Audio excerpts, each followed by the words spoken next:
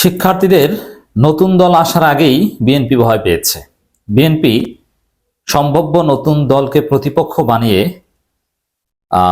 আওয়ামী স্টাইলে ফ্যাসিবাদী আচরণ শুরু করে দিয়েছে। প্রচার প্রপাগান্ডা তো চালাচ্ছি, প্রচারণা চালাতে পারে কোনো একটা দলের বিরুদ্ধে, কিন্তু মজার বিষয় হচ্ছে যে দলটা এখনো আসেনি, সম্ভাব্য দল, তাদের বিরুদ্ধেই বিএনপি আদজল খেয়ে নেমেছে।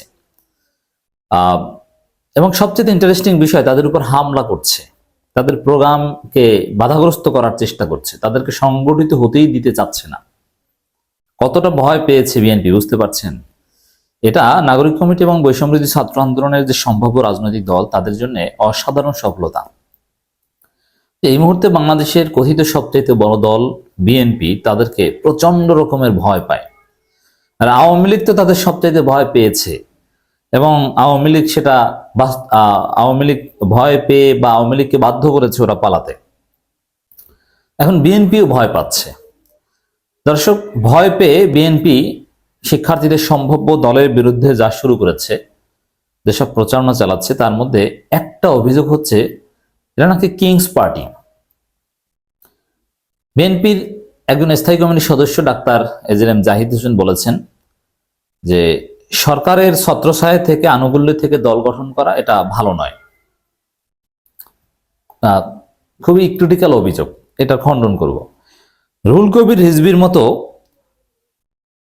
ভারত বিরোধী বা জনবান্ধব নেতা, স্পষ্টবাদী নেতা, তিনিও বলছেন রাষ্ট্রের পৃষ্ঠপোষকতায় রাজনৈতিক দল হলে সরকার গ্রহণযোগ্যতা হারাবে। রিজভী এখানে অভিযোগটা দুই দিকে। একটা হচ্ছে বিএনপি নেতারা এবং ছাত্র দলের লোকজন তো সিরিজ প্রপাগান্ডা চালাচ্ছে যে এই যে সম্ভাব্য যে দল জনশক্তি পার্টি বা যাই হোক, তারা কিংস পার্টি। অতএব এই নাগরিক কমিটি বা বৈষম্যবিরোধী ছাত্র আন্দোলন, তাদের বিরুদ্ধে অভিযোগ তারা কিংস পার্টি। আর সরকার বিরুদ্ধে অভিযোগ সরকার ভুল কাজ করছে পৃষ্ঠপোষকতা করে। রিজভীর অভিযোগ এটাই। তো দর্শক, এর জবাবে আমরা প্রথমে যেটা বলতে চাই, রাষ্ট্রের পৃষ্ঠপোষকতায় রাজনৈতিক দল ছিল বিএনপি, অতএব বিএনপির মুখে এইসব কথা মানায় না। জাগো দল বিএনপি কিভাবে এসেছে এটা কি জাতি জানে না? রাষ্ট্রের পৃষ্ঠপোষকতায় দল। হ্যাঁ, বাংলাদেশের পিওর দল মূলত আওয়ামী লীগ এবং জামাত ইসলামী, যারা রুট লেভেল থেকে রাজনীতি করতে করে উঠে এসেছে। কিন্তু বিএনপি অ্যাটলিস্ট এই কথা বলতে পারে না। এটা আওয়ামী লীগ বললে একটা মানাতো, জামাত ইসলামী বললে মানাতো, কিন্তু বিএনপি বললে এটা মানায় না, কারণ বিএনপি নিজেরাই রাষ্ট্রের পৃষ্ঠপোষকতায় প্রতিষ্ঠিত হয়েছিল। জবাব নাম্বার 1। এরপরে আসেন, আপনাকে মনে রাখতে হবে এই সরকারটা জনগণের সরকার। জনগণ একটা গণ অভ্যুত্থান বা গণবিপ্লব ঘটিয়ে এই সরকারকে ক্ষমতায় বসিয়েছে। এই সরকারের বিরুদ্ধ পার্টি কারা? যারা পালিয়েছে, যারা স্বৈরাচারের দোসর, তারা। বিএনপি তলে তলে এই সরকারের বিরোধিতা করলেও তারা ডক্টর ইউনূস সরকারের বিরুদ্ধে কথা কিন্তু স্বীকার করে না। অতএব এখন এমন একটা সরকার ক্ষমতায়, অন্তর্বর্তীকালীন সরকার ক্ষমতায়, যে সরকারটা সবার সরকার, সবাই মিলে বসিয়েছে, এই সরকারের বিরুদ্ধ শক্তি থাকবে না। যেহেতু এই সরকারের বিরুদ্ধ শক্তি থাকবে না, তারা পালিয়েছে, অতএব আপনি সরকারের বিরুদ্ধে যে তারপরে দল তৈরি করবেন, আপনি এই প্রত্যাশা কেন করেন? এটা কি সম্ভব? এই সরকারের বিরুদ্ধে তো নেই, তারা তো পালিয়েছে। অতএব দল যদি কেউ গঠন করতে চায়, তাহলে তো সরকারের পক্ষ থেকেই করতে হবে। যে শিক্ষার্থীরা দল গঠন করছে, শিক্ষার্থীরা সরকারকে সমর্থন করে, এতে আপনার কাছে কিংস পার্টি মনে হতে পারে, কিন্তু আসলে কিংস পার্টি নয়। কারণ এই সরকারের বিরুদ্ধেই তো কেউ নেই, আপনি বিরুদ্ধে গিয়ে কিভাবে দল গঠন করবেন? এরপর আসেন, কিংস পার্টি হতে হলে যে ক্রাইটেরিয়াগুলো থাকা দরকার।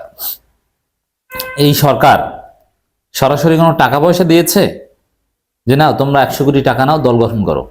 কোনো প্রমাণ দেখাতে পারবে কেউ? এই সরকার সুনির্দিষ্ট কোনো স্পেস দিয়েছে আলাদাভাবে যে না তোমরা এই সুযোগগুলো ব্যবহার করো, তোমরা দল গঠন করো? তাহলে কিংস পার্টি হলো কিভাবে? কোনো প্রমাণ আছে যে এই সরকার এই দল গঠন করছে? নেই। অতএব বিএনপি মিথ্যা কথা বলছে, কোনো প্রমাণ নেই। বরং বিএনপির সন্ত্রাসীরা, চাঁদাবাজরা এই নতুন দল যারা গঠন করতে যাচ্ছে তাদের উপর হামলা করছে, পুলিশ ব্যবস্থা নিচ্ছে না, পুলিশ হচ্ছে তাদের পক্ষে। বিএনপির পক্ষে। অতএব রাষ্ট্রশক্তি থেকে সামান্য সুযোগ সুবিধা এই নতুন রাজনৈতিক দল দ্বারা করতে চাচ্ছে, তারা পাচ্ছে না। অতএব এখানে কিংস পার্টি হওয়ার কোনো প্রশ্ন আসে না। জাস্ট একটা উদাহরণ তাদের, যে না ওরা তো সরকারের পক্ষের লোক। এখন সরকারের পক্ষের লোক তো সবাই, ভাই সরকারের বিপক্ষের লোক তো পালাতক। সরকারের পক্ষের লোক এই কারণে আপনি কিংস পার্টি বলতে পারেন না। কিংস পার্টি বলতে হলে এই সরকার পৃষ্ঠপোষকতা দিয়ে দল গঠন করছে তার প্রমাণ আপনাকে দিতে হবে। তার প্রমাণ নেই, বরং সরকার সহযোগিতা করছে না, রাষ্ট্র পুলিশ অসহযোগিতা করছে, পুলিশের সামনে হামলা করছে, পুলিশের সামনে বিজয় দিবসের প্রোগ্রাম পণ্ড করছে নাগরিক কমিটির, আমরা এটা দেখেছি। অতএব কিংস পার্টি বলার কোনো সুযোগ নেই।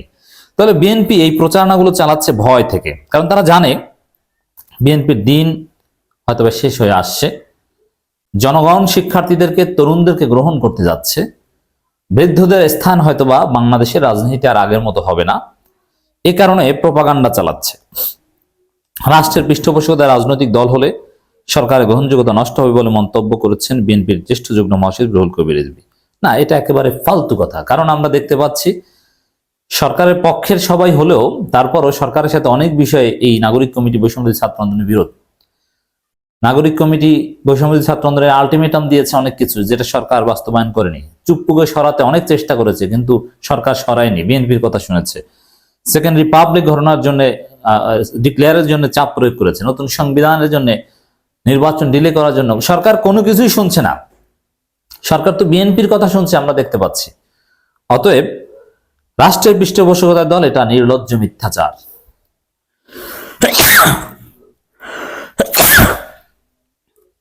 রিজভী বলেন, আমরা খবরের কাগজে দেখেছি জাতীয় নাগরিক কমিটি নামে একটি রাজনৈতিক দল করা হচ্ছে। কোথায় দেখেছেন? জাতীয় নাগরিক কমিটি কোন রাজনৈতিক দলের নাম নয়। ভালো কথা, গণতন্ত্রের পথে যখন আমরা হেঁটে যাচ্ছি, যে কোনো রাজনৈতিক দল করতে পারে।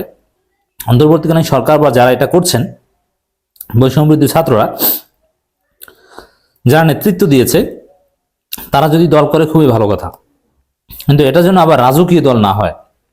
রাষ্ট্রের পৃষ্ঠপোষকতায় কোনো দল গঠন করার প্রক্রিয়া যদি হয়, তাহলে সরকারের গ্রহণযোগ্যতা নষ্ট হবে। এরকম হচ্ছে না, আর হলেই যে গ্রহণযোগ্যতা নষ্ট হবে সেটাও ঠিক না, আর এটা অনৈতিক, এই জন্য এটা হচ্ছে না।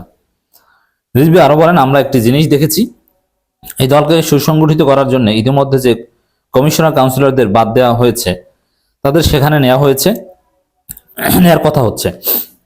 আওয়ামী লীগের আমলে শেষ যে কাউন্সিলর বা পুরো নির্বাচন, মেয়র নির্বাচন হয়েছে, যারা কাউন্সিলর নির্বাচিত হয়েছে তারা তো অধিকাংশ ক্রিমিনাল। যাই হোক, এটা বিএনপি তাদের পৃষ্ঠপোষকতার চেষ্টা আগে করেছিল, অতএব বিএনপির মুখে কথা মানায় না। আর ওরা এই প্রজেক্ট থেকে ফিরে এসেছে, এটা বিএনপির লোকজনেই বুঝিয়ে শুনে ওদেরকে ম্যানেজ করেছিল, এছাড়া আর কিছু না। এই রিজভী তিনি কারাগার থেকে বের হয়ে কান্না জড়িত কণ্ঠে এই শিক্ষার্থীদের অবদানের কথা স্বীকার করেছিলেন। অতএব তাদের সম্পর্কে একটু বুঝে শুনে রিজভীর কথা বলা দরকার।